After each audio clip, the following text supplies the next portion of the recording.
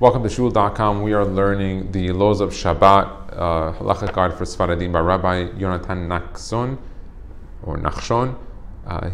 We are reading now on page 51, Cleaning the House on Erev Shabbat. This is a great book. It's written in English. The sources are in English, not in Hebrew, so it's easy to check them up. And it's very, very well written and organized in a systematic way.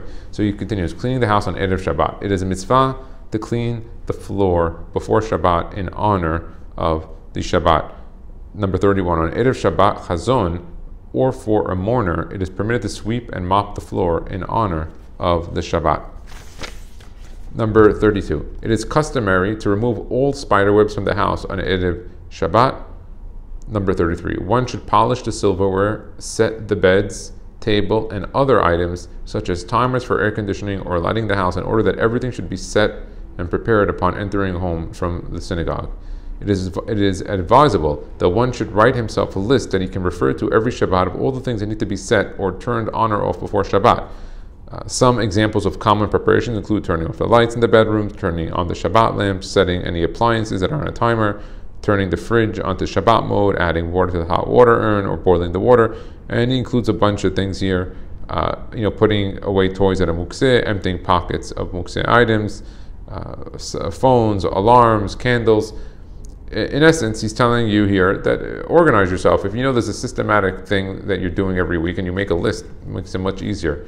Number 34, according to the Kabbalah, specifically the women of the home should set the table for Shabbat. However, it is proper for the man to also help his wife to set the table as well for other things. So he brings here, it's brought down in Chesed Alafim 262-2, states that some say the man should set the table since it is a mitzvah. However, the Ben Ish Chai in Vayera 2-17 and the Kaf HaChaim 262-21-22 state in the name of the Tikkunei Zohar that the woman of the house should set the table. In any case, the Ben Ish Chai adds that the man should help out as well and do at least a minimal preparation in honor of the table of Shabbat. Listen, it doesn't mean that the man shouldn't do anything. It means he shouldn't just set the table. He should do a lot of the other things that are on the list. 35. All of the tables in the house that are used for eating should be covered with the tablecloth from the beginning of Shabbat until after Havdalah. The table should also be covered with a special tablecloth designated only for Shabbat. Okay, let's continue. 36. It is proper to also put the chalot and the wine on the table when preparing the table for Shabbat and to leave them there until Kiddush. 37. It is praiseworthy custom to set aside besamim and to leave them on the table so that one will remember to recite the bracha on them upon returning from the shul.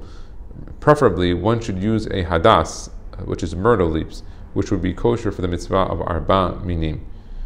So when he's saying that the kosher of arba minim, he's talking of one mishulash, the hadasim, the myrtles that have 3 leaves on every single branch. He says here, it's brought down in the Chazon of Ajah and Yalkut Yosef, on the custom of the Hadasim on Friday night. 38. One should sharpen one's knives on Erev Shabbat, especially if one will need a sharp knife to cut his food. He brings down over here that the Ben Ish Chai in Lech Lecha 2-5 points out that even though our knives are generally sharp enough to meet our needs, nevertheless, one should make sure that they are extra sharp by rubbing them together in order to fulfill the words of the Chachamim who stated that one should sharpen one's knives on Erev Shabbat.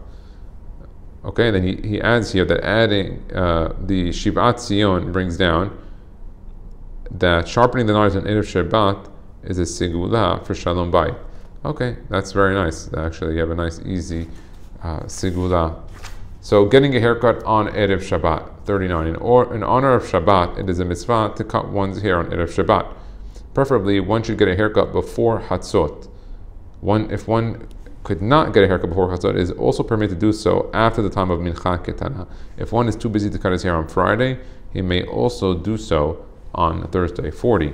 One does not have to get a haircut if his hair is still short and doesn't need to be cut any further. 41. Even when Rosh Chodesh is on Erev Shabbat, some people have the custom to refrain from taking a haircut. However, even those who have this custom may cut their hair and shave on Erev Shabbat if they feel unkempt and are doing so in honor of the Shabbat. Number 42. Even when Pesach falls out on Shabbat, one may get a haircut on Erev Shabbat after Chatzot. 43. When Lag BaOmer is on Erev Shabbat, even Sfaradim may shave on Friday in honor of the Shabbat. In such a case, if one is unable to shave on Friday, he may even shave on Thursday night. And that he brings on the 56 Shulchan Aruch 493-2 and Chazon Avadia Yom Tov page 267. Number 44. One may not take a haircut on Chol HaMoed even if it is done for the honor of Shabbat. 45. It is permitted to take a haircut on Erev Shabbat even if it's Purim. Okay, so that is the laws of Shabbat in regards to getting a haircut and cleaning the house. Tomorrow he continues on cutting nails on Erev Shabbat. Baruch Adonai Le'olam, Amen v'Amen.